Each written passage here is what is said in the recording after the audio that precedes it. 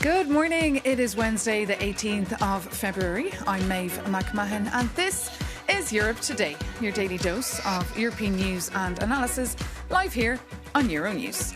Coming up, another day, another attempt to end the war in Ukraine, this time in Geneva. Delegations from Moscow and Kyiv are gathering in the Swiss city for their second day of, quote, tense US-brokered talks, with neither side willing to budge on key issues from territory to security guarantees. The US-imposed June deadline for settlement looks increasingly unlikely. Despite the negotiations, Russia continues to launch long-range drones and missiles across Ukraine. For more, our Ukraine correspondent, Sasha Vakalina, joins me now in the studio. Sasha, good morning. Morning. So look, yesterday we saw 6 hours of tense talks, more today, but no expectations of any sort of breakthrough. Now, the sides also spoke a little bit about what happened there in Geneva yesterday. We heard from the US envoy Steve Witkoff. He said that there was meaningful progress made at the first day of the negotiations. We also heard from the Ukrainian delegation, specifically from Rustem Umerov, who is the head of the delegation and also the secretary of Ukraine's National Security and Defense Council. Now, Rustem Umerov also praised the first day of the talks. He said that the discussions focused on practical issues and the mechanisms of possible solutions.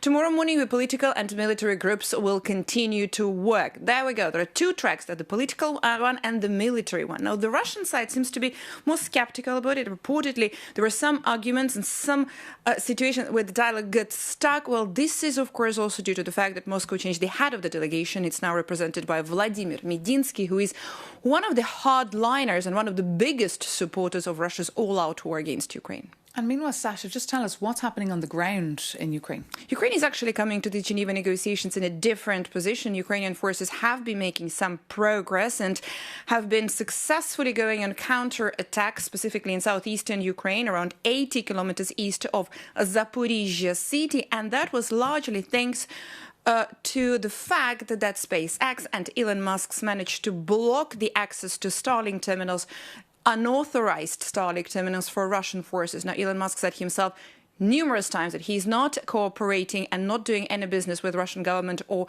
Russian military. And the moment they stopped the access, we could see the difference on the battleground, Maeve. Okay, Sasha Vakalina, our Ukraine correspondent, thank you so much for all those updates. But now, coming up, we'll be joined by the US ambassador to the European Union, Andrew Puster, an attorney and businessman by trade. Andrew Puster ran a successful fast food chain before taking on the role of President Trump's eyes and ears right here in Brussels. So the ambassador has a very busy schedule. Ambassador, great to have you with us. Welcome back to Europe Today. Hey, it's great to be here, Maeve. Thanks for having me back. As I said, it's busy days for you. You're just back from the Munich Security Conference. Yes. I feel the atmosphere was a little bit better, a little bit nicer than last year, right, between the Europeans and the Americans. Did you get that feeling? Yes, everybody was very positive about Secretary Rubio's speech, and I think it's the hallmark of a diplomat to be able to tell people things they need to hear and may not want to hear in a way they find acceptable. And I thought the European audience was very open to him and obviously got a standing ovation, so he did pretty well. Despite the fact that the fundamentals have not changed. I mean, his speech did say that the US is worried about European civilization. What is wrong with European civilization? Well, I think the problem is that with immigration, the impact of immigration on Europe, mass immigration, the impact of the climate policies on the economy, and on GDP per capita, on the ability of people to really... But there is no mass immigration right now. The numbers have gone down. If you take a look at Frontex, the numbers have gone down of irregular migration, and now the EU is taking a tougher stance on asylum seekers, for example. I think it is. I actually think the EU's position on immigration has come a great distance towards the American position. I think we're more aligned than we were even just a year ago. But I think what Secretary Rubio was talking about was the impact of the past migration, the past mass migration, and the challenge, the civilizational challenge that posed. But what are the facts on this? And it's still something that's cleaning up. What are the facts on this? Which facts? What are the facts? What is he worried about? He's worried about the impact on issues such as freedom of religion, freedom of speech, from groups of people coming in that may not share our values as Western civilization. They have different values, not that they're right or wrong, but they're different than ours. And that would be a challenge to our our Western civilization Because and our ability to get along. The EU needs managed migration because, unemployment is quite low right now. There's a major gap. There's a difference between managed migration and mass migration. And I think what we've seen over the past decade is just flows of people coming in onto the continent. And the reaction has not been positive. I think that you saw. Well, we do not have flows if you check the statistics. But let's just go back to Kaya Kallas' speech. You've seen rise of parties on the right based on the immigration issue. So there is concern in Europe. But whether or not they're based on facts, their arguments. I mean, they're superstars on social media. Let's just go back to Kaya Kallas'. It's what the people let's are go back for. to Kaya Kallas' speech last week in Munich. She said that there's no civilized European erasure. She said that the United States perhaps shouldn't be preaching to the Europeans given the state of press freedom in the United States. Do you not see why she's getting upset? No, I don't. Matter of fact, I'm not sure why she is upset. She's always been very supportive of the United States. She's always been very anti-Russia. I know that that's based on her Estonian roots and her personal history, but look, I think it's important that we address the issues of free speech. I think it's important that we address the issues of immigration. I think it's important that we address the issues of overregulation that's destroying the economies across Europe. And you just listen to Chancellor Merz or to Bart de Wever, Prime Minister de Wever. And that issue is being addressed. We saw the Leaders' Summit there last week. So I think he agrees. I think he's saying this is that we need to address these issues, and they're being raised. Let's say I don't know that they're being addressed yet. Europe is making it takes time. 27 democracies It working together. Just back to Marco Rubio's idea at the Munich Security Council, this idea of a political alignment between the EU and the United States. But how do you know that you'll make sure to get this if you're so mean to your allies, if you're saying such nasty things all the time? Well, I didn't think Rubio's speech was mean at all. I thought Secretary Rubio was very diplomatic. I think that he was interrupted 3 times by applause and got a standing ovation at the end, so it couldn't have been too insulting. I thought he did a great job. I think when he talked about how tied we are, how the World War I, World War II demonstrated that we are inextricably linked. That we come from Europe. There's a real bond here, and I think he did everything he could to emphasize that. So why doesn't he come to Brussels? Why is he not visiting Brussels? He's over in Budapest now, showing his support to one head of state who's posing now for elections, to Viktor Orban. Well, these Hungary and Slovakia, there's nothing wrong with him visiting those countries. I'm not sure why he didn't visit Brussels this trip. I'm sure he will visit Brussels at some point. Because the Europeans feel snubbed. Well, I can't answer that. I don't know why they would feel snubbed. They shouldn't feel snubbed. He's got a lot to do as Secretary of State, and I'm sure he's out there trying to meet the demands. When he gets to these events, I don't know if you've ever seen Secretary Rubio at these events, but he's treated like a rock star. I mean, everybody wants to meet with him. Well, that's why we'd love to welcome him here in Brussels. I'd love him to come. There's an open invitation. But is that not political interference, the fact that he's in Budapest right now, just ahead of a huge election? I think he has every right to visit Budapest. I mean, Hungary is an ally of the United States. It's a member of the European Union. It's not like he's, going and visiting countries that aren't affiliated with the EU. He's visiting EU member states, and I really don't see a problem with that. But Europeans are feeling a little bit upset as well about the mantra coming out of Washington right now. Did you see J.D. Vance? He got booed at the Winter Olympics ceremony. I didn't. I read different accounts of what happened when he walked out there. I know that he's not particularly popular because he raised some issues last time that when he spoke at the Munich Security Conference. And it's Europe. There was one group at the where I heard some talk at the Munich conference, where they were saying Europe was like somebody who was asleep and had a snooze button on the alarm clock. Did you hear that? I've heard that many times. It's time to get up and they hit the snooze button. Well, when J.D. Vance and President Trump came along, it was time to stop hitting the snooze button on things like a 5%. You've got to defend yourself, the 5% of GDP commitment. There are issues that they've raised in a way that had to wake Europe up. And J.D. Vance is a very good guy. If you interviewed him, you'd like him very much. Well, hopefully I'll get to interview him sometime here on Europe Today. But in the meantime, Ambassador, the Greenland issue seems put to bed for now. Yes. But should we expect more tariff threats coming from DC soon? Because that really scared Europeans. I think that what we should expect is that we'll have a free trade agreement, the framework trade agreement will be approved by Parliament, hopefully, the week of March 9th. Then we'll have a trilogue, or we call it the United States reconciliation, where we'll come up with a final bill, and we'll have the critical minerals deal, we'll have the trade agreement. We'll start moving forward. I think it's really time that we stop talking at each other and start speaking with each other. And I think both of these agreements, critical minerals and free trade, can get us on a path to doing that. I think when we come to an agreement on Greenland, I think that will move things forward. But we need to get a more conciliatory approach to how we're dealing with issues. And I think as we do that going forward, we'll find fewer and fewer of these disruptions. Okay. In the meantime, Ambassador Puster, thank you so much for being our guest once again here on Europe Today. Thanks, Maeve. My pleasure. Hope to see you back on here again soon. But moving on, Brussels has launched a formal probe into the Chinese retailer Shein. According to the EU Commission, there is sufficient evidence that clothes, cosmetics and electronics are not compliant with EU law. Jakob Janis has more on the platform that records 145 million monthly European users. Everyone loves a good bargain, but what if your €3 t-shirt comes with an extra baggage? It all started last year with a massive scandal in France. Authorities found illegal products, including a childlike sex doll being sold on Shein.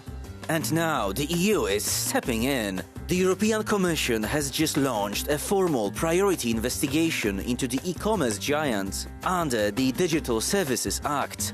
Interested? Let's unbox it together.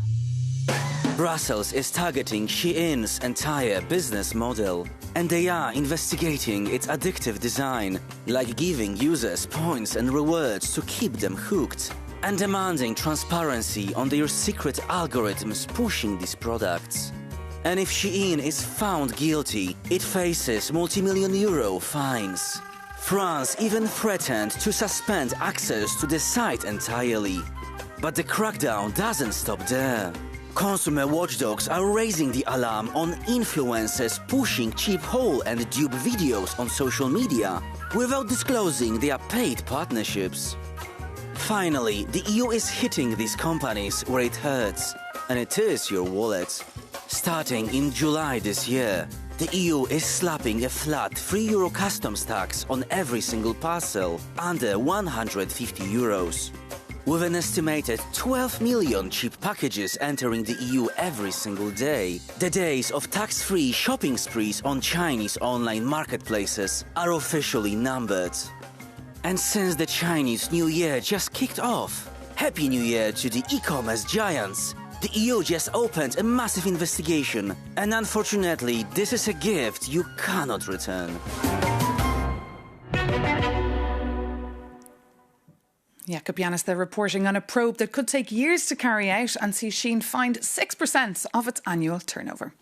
But now, moving on to one of Europe's most closely watched election races of the year, to Hungary. Incumbent Prime Minister Viktor Orban and TISAS's Peter Mayer have both launched their campaigns, one clearly in favour of Brussels and the other against. For the first time since 2010, a change of government appears possible. For more, Sándor Zsiros, our Hungarian correspondent, is in the studio. So Sándor, last week we talked about those dirty scandals in the campaign. Where are we now? Good morning, Maeve. Indeed, there are indicators that Péter Magyar's so-called sex tape blackmailing scandal could move forward and some sensitive information could be released soon.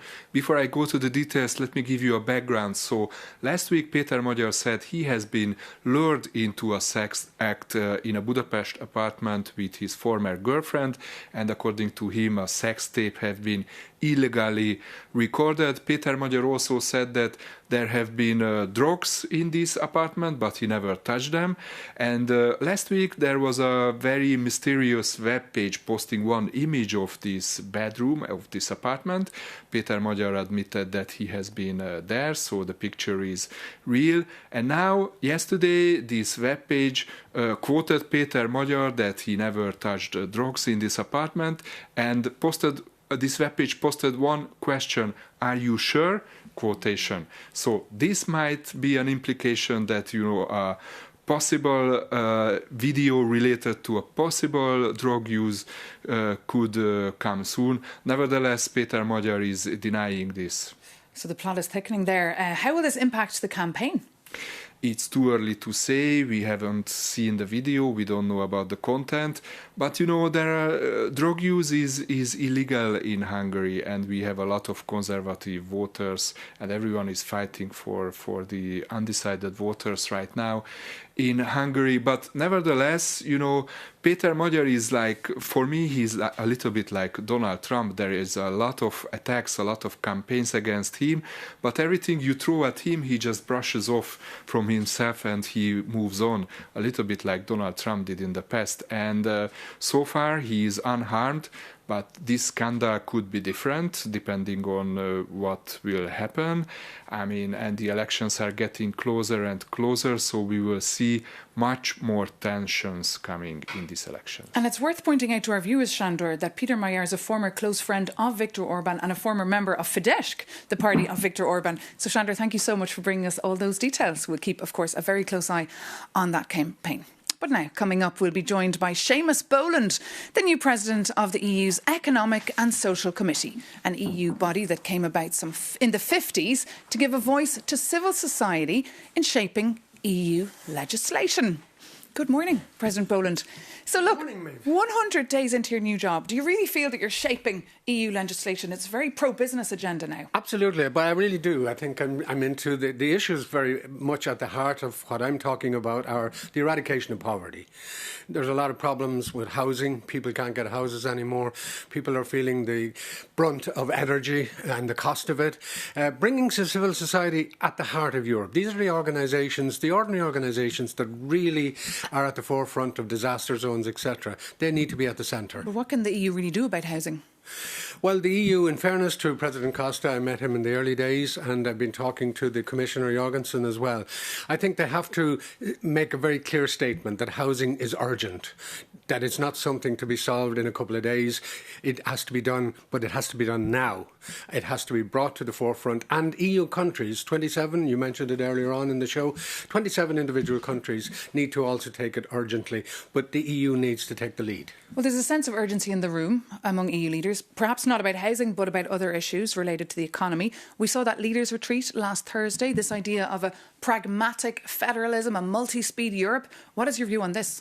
Yeah, I had the pleasure of talking to President Costa before that leaders' retreat, and clearly it was about competitiveness. Yes, you said a pro-business world, but competitiveness with values. Europe is built on values. You said 27 countries trying to make their way in the world, trying to ensure that nobody is left behind.